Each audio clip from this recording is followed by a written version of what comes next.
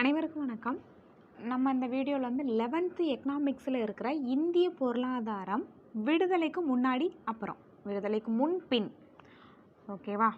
Before after தான் பார்க்க போகிறோம். விடுதலைக்கு முன்னே எப்படி இருந்துச்சு, பின்ன எப்படி இருந்துச்சு அப்படின்றதான் பார்க்க போகிறோம். ஆல்ரெடி 11th எக்கனாமிக்ஸில் ரொம்ப முக்கியமான ஒரு லெசன் பார்த்துட்டோம், இந்திய பொருளாதாரம். நமக்கு சிலபஸ்லேயே வந்து பார்த்தீங்க அப்படின்னா ஃபஸ்ட்டு டாப்பிக்கே இந்திய பொருளாதாரத்தின் இயல்புகள் அப்படின்னு இருக்கும். ரெண்டாவது தான் திட்ட காலம், அந்த ஃபயர் பிளான் வந்து இருக்கும். ஓகே, அது இந்த லெசனில் தான் இருக்குது. இந்த 8வது லெசனில் தான் ஃபயர் பிளான் வந்து இருக்குது. நம்ம அதே போல் தான் இந்திய பொருளாதாரத்தையும் 2 வீடியோவாக பார்த்தோம். அதே போல் இந்த லெசனையுமே 2ஆக தான் வந்து பார்க்க போகிறோம். ஓகே, ஃபஸ்ட்டு விடுதலை எந்த விலைக்கும் ஈடாகாது. கரெக்டு தான். விடுதலை என்பது வாழ்வின் மூச்சு. ஓகே, விடுதலை வாழ்வதற்காக மனிதன் எதை கொடுக்க மாட்டான் அப்படின்னு சொன்னவர் யார் அப்படின்னா டெய்லர் கோபன் அப்படின்றவர் சொல்லியிருக்காரு. ஸோ இதை கேட்குறாங்க, இந்த பாக்ஸில் இருக்கிறத நேரு சொன்னது, ஸோ இந்த மாதிரி பாக்ஸில் இருக்கிறத கேட்டுட்டு தான் இருக்காங்க. ஃபஸ்ட்டு ஆங்கிலேயர் காலத்தில் இந்திய பொருளாதாரம் ஃபஸ்ட்டு யார் வந்திருப்பா அப்படின்னா, இந்தியாவுக்குள்ளே ஒரு வெளிநாட்டை சேர்ந்த ஐரோப்பியர்கள் யார் வருகை தந்திருப்பான் அப்படின்னா வாஸ்கோடா காமா தான். போர்ச்சுகீசியர். இவர் கேரளா கோழிக்கோடுக்கு May 20 வந்திருப்பார். 1498 வந்திருப்பார். அதன் பிறகு பார்த்தீங்க அப்படின்னா போர்ச்சுகீசியர் 1510 கோவாவோட வணிகம் செஞ்சுருப்பாங்க. ஃபஸ்ட்டு கேரளாவில் வராங்க, அதுக்கப்புறம் கேரளாவுக்கு கொஞ்சம் மேலே கோவாவோட வணிகம் வச்சுருக்காங்க. அதுக்கப்புறம் 1601 ஈஸ்ட் இந்தியன் கம்பெனி வந்து வராங்க. ஓகேவா? அப்போ வந்து முதலாம் எலிசபெத் இருந்திருப்பாங்க. ஆமாம், அவங்களோட அனுமதியின் பேரில் கிழக்கிந்திய கம்பெனி வந்து வருகை புரிவாங்க. அதன் பிறகு 1614 ஜஹாங்கீர் என்ன பண்ணிடுவார் அப்படின்னா அனுமதி வழங்கிடுவார் அவங்களுக்கு தொழிற்சாலை அமைக்க. யாருக்கு? ஈஸ்ட் இந்தியன் கம்பெனிக்கு. சர் தாமஸ் ரோவுக்கு அனுமதி வழங்கியதே ஜஹாங்கீர் தான். அவங்களும் தொழிற்சாலையை அமைச்சிருவாங்க. அப்படியே கொஞ்சம் கொஞ்சமாக ஆக்கிரமிப்பு தான். அதன் பிறகு பிளாசிஃபோர் வந்திருக்கும். 1757 பிளாசிஃபோர் வந்திருக்கும். அதில் வந்து அவங்க ஓரளவு அதிகாரத்தை பிடிச்சிருவாங்க பிரிட்டிஷ். அதன் பிறகு பக்சார் போர் வரும். அப்போ முழுமையாக அவங்களே வந்து இருந்துருவாங்க. இங்கே இருந்த அரசர்கள் எல்லாம் தூக்கி வெளியில் போட்டுருவாங்க. சரி, ஓகே. பிளாசிஃபோர்லேருந்து ஒரு 100 வருஷம் ஃபுல்லாக ஈஸ்ட் இந்தியன் கம்பெனி தான் ஆட்சி பண்ணியிருப்பாங்க. 1757 பிளாசிஃபோர் வந்திருக்கும். இது நம்ம எல்லாருக்குமே தெரியும். பிளாசிஃபோர் இந்த லெசனில் வந்து நிறைய லைன்ஸ் இருக்கும். ஆனால் முக்கியமான கொஸ்டின் அப்படின்னா 1-2 தான் இருக்கும். அதை மட்டும் நான் சொல்கிறேன். பிளாசிஃபோர் வந்து 1757 வந்திருக்கும். அதுலேருந்து ஒரு 100 ஆண்டுகள் 1857 பெரும் புரட்சி நடைபெற்றிருக்கும். அதன் விளைவு 58 அந்த ஈஸ்ட் இந்தியன் கம்பெனியை ரிட்டர்ன் கூப்பிட்ருவாங்க. ஈஸ்ட் இந்தியன் கம்பெனியோட ஆட்சியை முடிச்சுட்டு பிரிட்டிஷ் பார்லிமெண்ட்டே வந்து ஆட்சி பண்ண ஆரம்பிச்சிருவாங்க. அந்த பாராளுமன்றமே ஆட்சி பண்ண ஆரம்பிச்சிருவாங்க. அந்த ஈஸ்ட் இந்தியன் கம்பெனி அப்படின்றத கேன்சல் பண்ணிடுவாங்க. ஸோ ஓகே, அதுக்கு காரணம் வந்து 1857 இந்த பெரும் புரட்சி தான் வந்து காரணமாக இருந்திருக்கும்.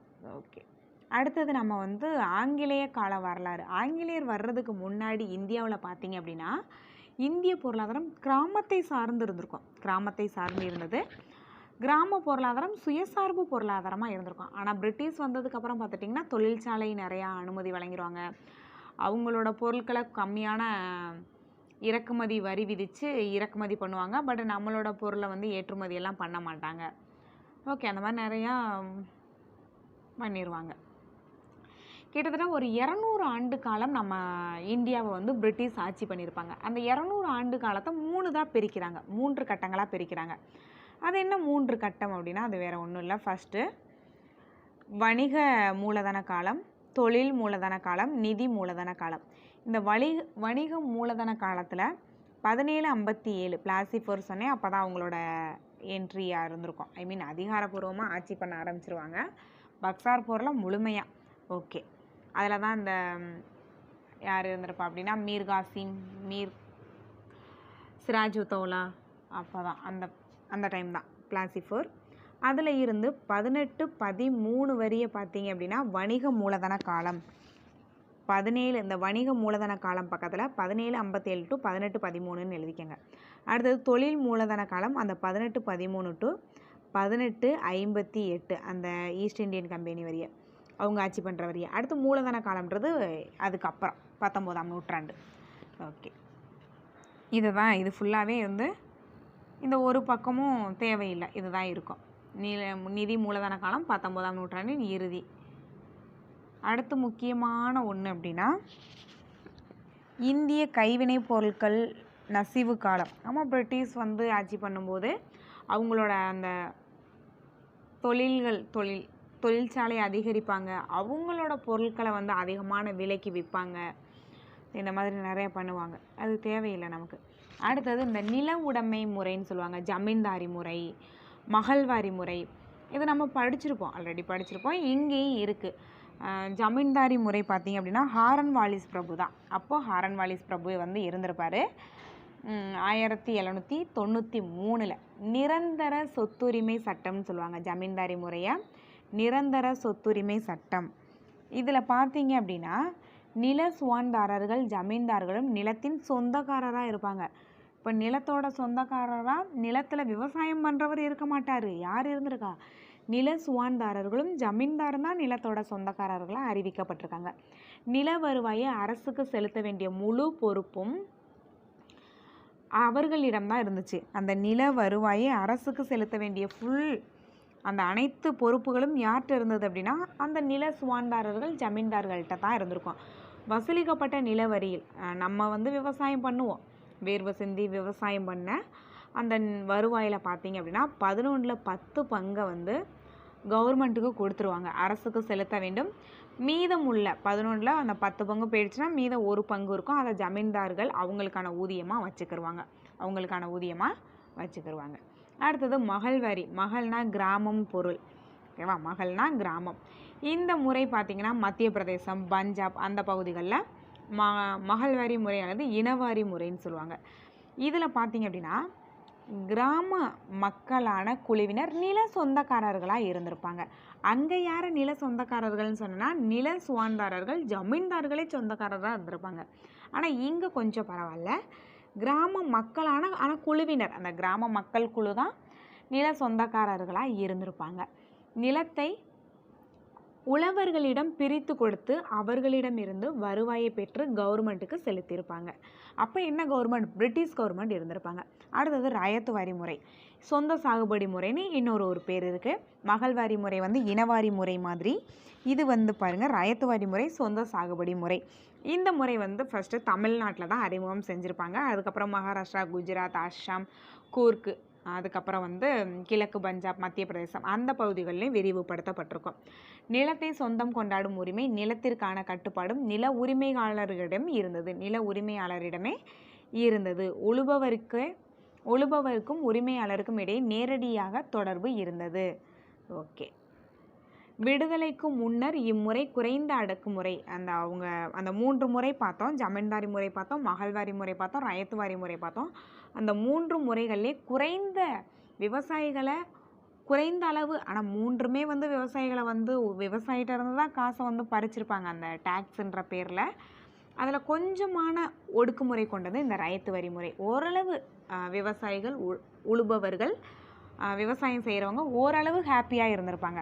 ஆனால் அந்த ஜமீன்தாரி முறை, மகள்வாரி முறையெல்லாம் ஒரு சின்ன பயங்கர ஒடுக்குமுறையாக இருந்திருக்கும். ஆனால் ராயத்து வாரி முறையில் ஓரளவு விவசாயிகள் காப்பாற்றப்பட்டிருப்பாங்க, குறைந்த அளவு ஒடுக்குமுறை இருந்திருக்கும். அடுத்து வந்து தொழில் மற்றும் காலனித்துவ முதலித்துவம். இது தேவையில்லை, இது அப்படியே நிறையா கொடுத்துருக்காங்க, வேண்டியதில்லை. அடுத்தது நம்ம பார்க்க போகிறது வந்து ஆங்கிலேயர் ஆதிக்கத்தில் பொருளாதாரத்தில் ஏற்பட்ட பிரச்சனை. இது பார்த்திங்க அப்படின்னா இதுவுமே நமக்கு இந்திய தொழில்கள் முடங்கியது, இது நமக்கு தெரியும், ஓகேவா? இது வந்து எல்லாமே வந்து ஸ்டேட்மெண்ட்டாக இருக்கும். மெயின்ஸ் படிக்கிறீங்க அப்படின்னா இதில் நோட்ஸ் எடுத்து வந்து படிக்கலாம். இந்திய வேளாண்மை, இண்டிகோ பயிரிட சொல்லியிருப்பாங்க, நிறையா கொடுமைப்படுத்தியிருப்பாங்க, ஓகேவா? கம்மியான காசு கொடுத்துருப்பாங்க, அந்த மாதிரி பண்ணியிருப்பாங்க. ஓகே. அடுத்தது 1991ஆம் ஆண்டுக்கு முந்தைய தொழில் கொள்கை. இது முக்கியமான ஒன்று. தொழில் கொள்கை, ஃபஸ்ட்டு தொழில் கொள்கை, இது ஒன் டைம் கேட்டிருந்தாங்க, நிறையா தடவை கேட்டிருக்காங்க, இப்போ ரீசெண்ட் டைமாக வேறு திரும்ப கேட்டிருந்தாங்க. 1948 முதல் தொழில் கொள்கை 48, முக்கியமான ஒரு கொஸ்டின். இப்படி தான் கேட்பாங்க, முதல் தொழில் கொள்கை எந்த ஆண்டு? சிம்பிள். 1947, 45, 35 எல்லாமே வைப்பாங்க ஆப்ஷனில். 48 56 இரண்டாவது தொழில் கொள்கை. அதுக்கப்புறம் வந்து 77 80ல் வந்து அந்த மொரார்ஜி தேசாய் காலத்தில் வந்து இருந்திருக்கு. பட் அது ரொம்ப முக்கியமானதாக இருந்திருக்காது. அதுக்கப்புறம் வந்து 1991 90ல் அந்த தொழில் கொள்கை. ஓகே, இதில் ஃபஸ்ட்டு நாட்டின் பொருளாதாரம் முன்னேற்றம் குறிப்பாக தொழில்மயமாதலை சார்ந்துள்ளது. 1948 1956 ஆண்டுகள் ஏற்படுத்தப்பட்ட தொழில் கொள்கையின் தீர்மானங்கள் சிறிய பெரிய அளவிலான நிறுவனங்களை முன்னேற்றியது. சிறிய பெரிய அளவிலான அந்த தொழில்களை வந்து முன்னேற்றியது. ஃபஸ்ட்டு தொழில் கொள்கை 48 பற்றி பார்க்கலாம். இந்திய அரசு தொழில்மயமாதலின் குறிப்பிடத்தக்க பங்கினை உருவாக்கியது. 1948 ஏப்ரல் 6, இந்த டேட்டை மட்டும் ஞாபகம் வச்சுக்கோங்க. ஓகேவா? 1948 முதல் தொழில் கொள்கை ஏப்ரல் 6. டேட்டும் முக்கியம், இயர் முக்கியம், டேட் முக்கியம். இந்த கொள்கையின் முக்கியமான நோக்கமே என்னென்னா இந்தியாவில் கலப்பு பொருளாதாரத்தை அறிமுகப்படுத்தியது. இவ்வளோ தான் நம்ம படிக்க வேண்டியது. முதல் தொழில் கொள்கை 48 ஏப்ரல் 6. அதோட நோக்கம் என்ன? இந்தியாவில் கலப்பு பொருளாதாரத்தை அறிமுகப்படுத்துவது. இவ்வளோ தான். இதை தாண்டி நம்ம எதுவுமே படிக்க போகிறதில்ல. இது 2 தான் வந்து நம்ம படிக்க போகிறோம். அடுத்தது பாருங்கள், அந்த முதல் தொழில் கொள்கையை பற்றி கொடுத்துருக்காங்க. மத்திய அரசின் கீழ் என்ன இருந்துச்சு அப்படின்ற மாதிரி தேவையில்லை. ரயில்வே முக்கியமானது எல்லாமே வந்து மத்திய அரசின் கீழே இருந்திருக்கும். மாநில அரசின் கீழே நிலக்கரி, எஃகு, விமான உதிரி பாகங்கள், வாகன உற்பத்தி, கம்பியில் அதெல்லாமே இருந்திருக்கும். ஓகே, அடுத்தது என்ன கொடுத்துருக்காங்க அப்படின்னா, இது ரொம்ப முக்கியமானதில் அடுத்த தொழில் கொள்கை போயிடலாம். 1956 தொழில் கொள்கை மகலானோபிஸின் வளர்ச்சி மாதிரி அடிப்படையில் அமைக்கப்பட்டது. இது ஒரு முக்கியமான ஒரு கொஸ்டின். மகலானோபிஸின் வளர்ச்சி மாதிரி அடிப்படையில் அமைக்கப்பட்டது. இது நீண்டகால பொருளாதார வளர்ச்சிக்கு கனரக தொழிலின் முக்கியத்துவத்தை உணர்த்தியது. நீண்டகால பொருளாதார வளர்ச்சிக்கு கனரக தொழில்துறையின் முக்கியத்துவத்தை உணர்த்தியது இரண்டாவது தொழில் கொள்கை தான். இரண்டாவது தொழில் கொள்கை. ஓகேவா? அடுத்தது இதில் முக்கியமான ஒன்று, 1956ஆம் ஆண்டு தொழில்துறை தீர்மான கொள்கை பொதுத்துறைக்கு முக்கியத்துவம் வழங்கியது. இது கொஞ்சம் முக்கியமான ஒன்று. இந்த இரண்டாவது தொழில் கொள்கை 56ல் பார்த்தீங்கன்னா பொதுத்துறைக்கு முக்கியத்துவம் கொடுத்துருப்பாங்க. பொதுத்துறைக்கு முக்கியத்துவம் கொடுத்துருப்பாங்க. அடுத்து பசுமை புரட்சி போயிடலாம்.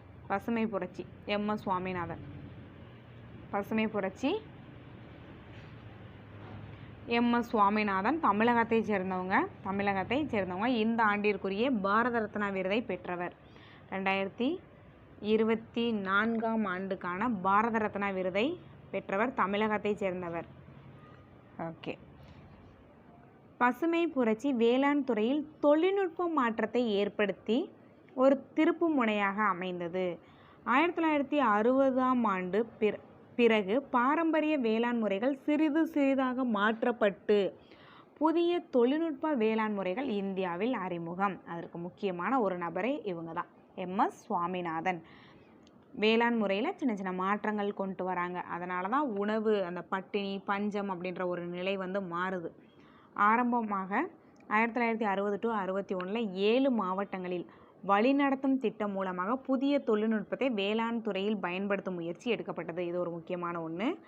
ஃபஸ்ட்டு அவங்க என்ன பண்ணுவாங்க அப்படின்னா, ஒரு சோதனையாக வந்து என்ன பண்ணுவாங்கன்னா, ஒரு 1960 to 61 அந்த ஒரு வருஷத்தில் 7 மாவட்டங்களில் வழிநடத்தும் திட்டம் மூலம் தொழில்நுட்பத்தை வேளாண் துறையில் பயன்படுத்தி அந்த சோதனை அடிப்படையில் முயற்சி செஞ்சு பார்க்குறாங்க. சக்ஸஸ் ஆகுது. அதிக விளைச்சல் தரும் விதை ரகங்களை உற்பத்தி செய்வதற்கான திட்டம் ஆகும். அதான் அதிக விளைச்சல் தரும் விதை ரகங்களை உற்பத்தி செய்வதற்கான திட்டம்.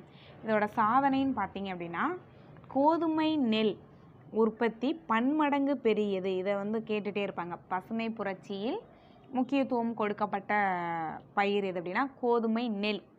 முதன்மை பயிர் வந்து கோதுமை நெல் உற்பத்தி பன்மடங்கு அதிகரிக்கப்பட்டிருக்கும்.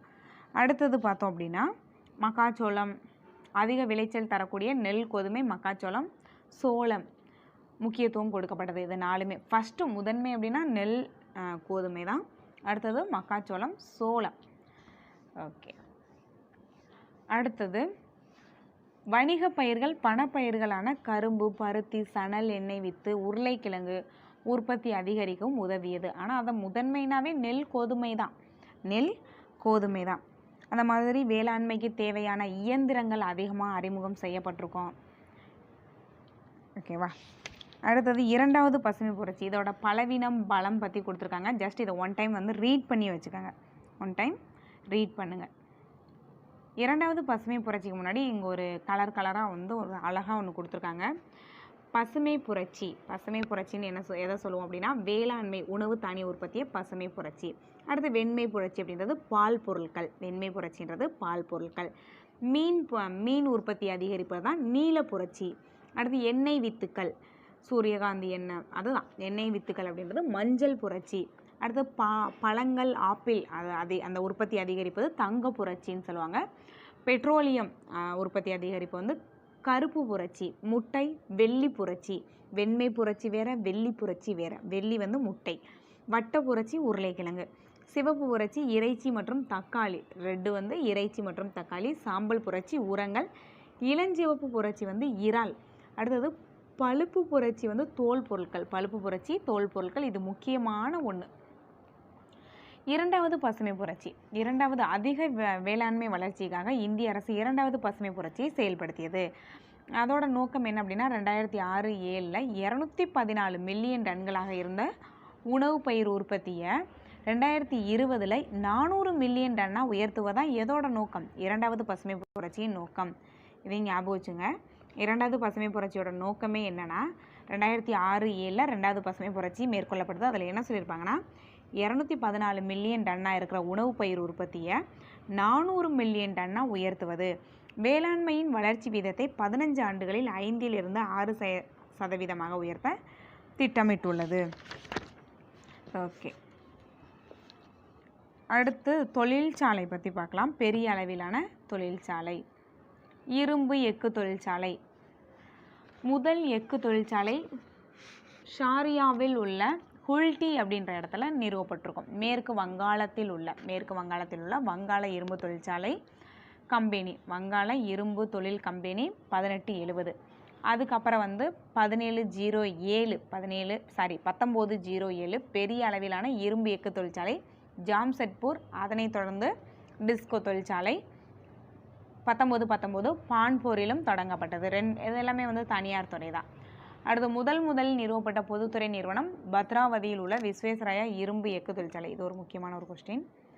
முதல் நிறுவப்பட்ட பொதுத்துறை நிறுவனம். முதலில் பழைய கொஸ்டின் பேப்பர் பார்த்தீங்கன்னா அந்த கொஸ்டின் கேட்டிருப்பாங்க.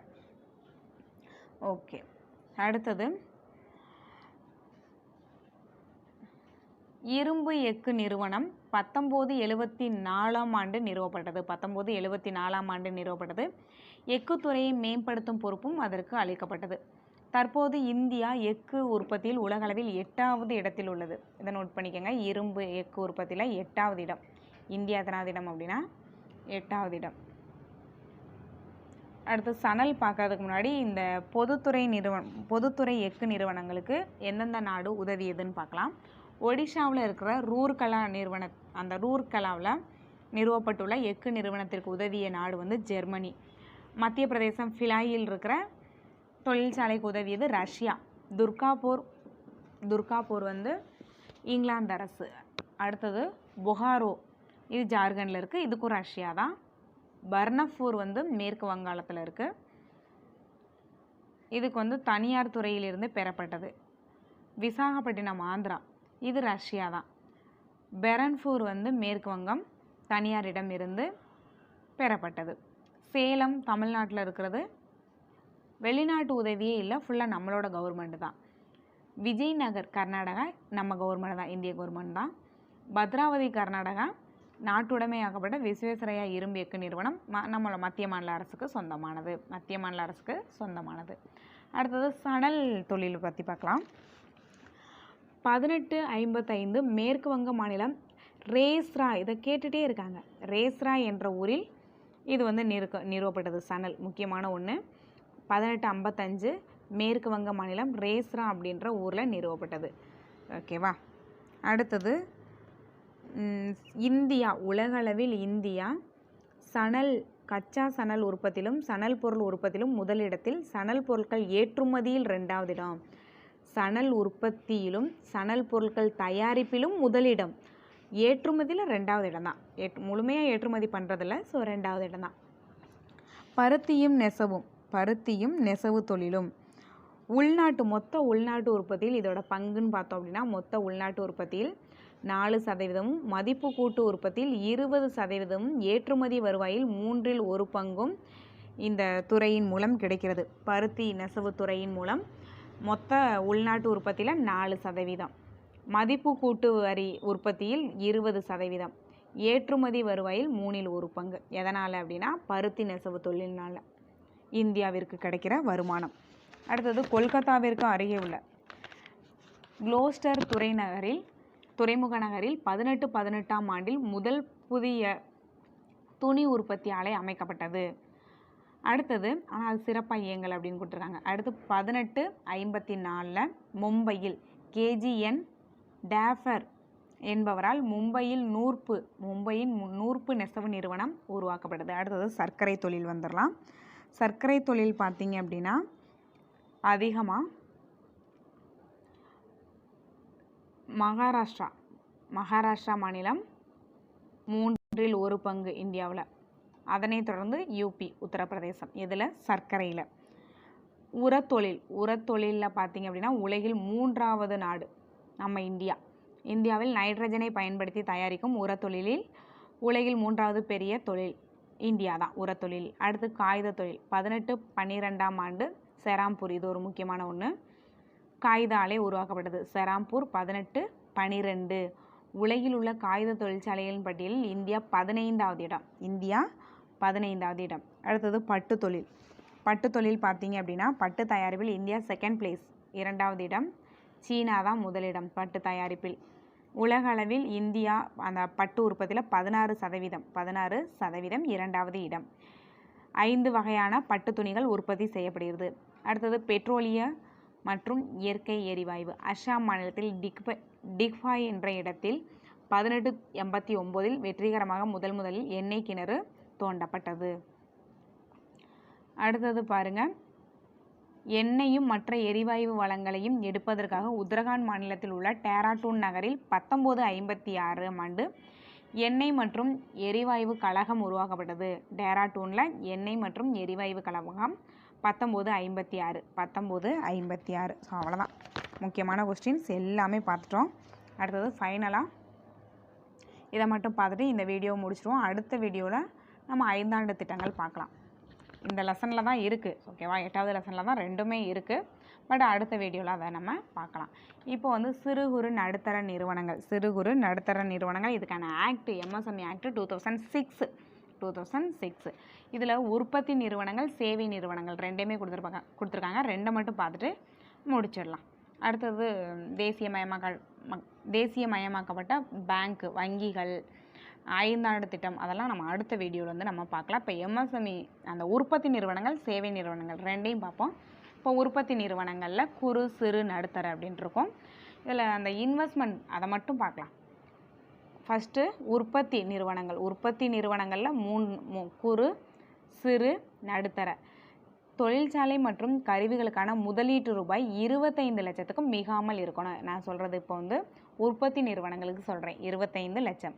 அடுத்தது சிறு உற்பத்தி நிறுவனங்கள் 25 லட்சம் டு 5 கோடிக்கும் மிகாமல் இன்வெஸ்ட்மெண்ட் முதலீடு ரூபாய் இவ்வளவு முதலீடு பண்ணுறாங்க. அடுத்தது நடுத்தர உற்பத்தி நிறுவனங்கள் பார்த்தீங்க அப்படின்னா 5 கோடிக்கும் அதிகமாகவும் 10 கோடிக்கும் மிகாமலும், அது நடுத்தர உற்பத்தி நிறுவனங்கள். இதுதான் முக்கியம், உற்பத்தி நிறுவனங்கள். அடுத்தது சேவை நிறுவனங்கள் பார்க்கலாம். குறு சேவை நிறுவனங்கள் இதில் பார்த்தீங்க அப்படின்னா இன்வெஸ்ட் பண்ணுற தொகை வந்து 10 லட்சத்துக்கு மிகாமல் இருக்கும். சிறு சேவை நிறுவனங்களில் 10 லட்சத்தை விட அதிகமாக 2 கோடிக்கும் மிகாமல் இருக்கும். அடுத்து நடுத்தர சேவை நிறுவனங்கள் பார்த்தீங்க அப்படின்னா 2 கோடியை விட அதிகமாக 5 கோடிக்கு மிகாமல் இருக்கும். நடுத்தர சேவை நிறுவனங்கள், உற்பத்தி நிறுவனங்கள் வேறு, சேவை நிறுவனங்கள் வேறு. ஓகே.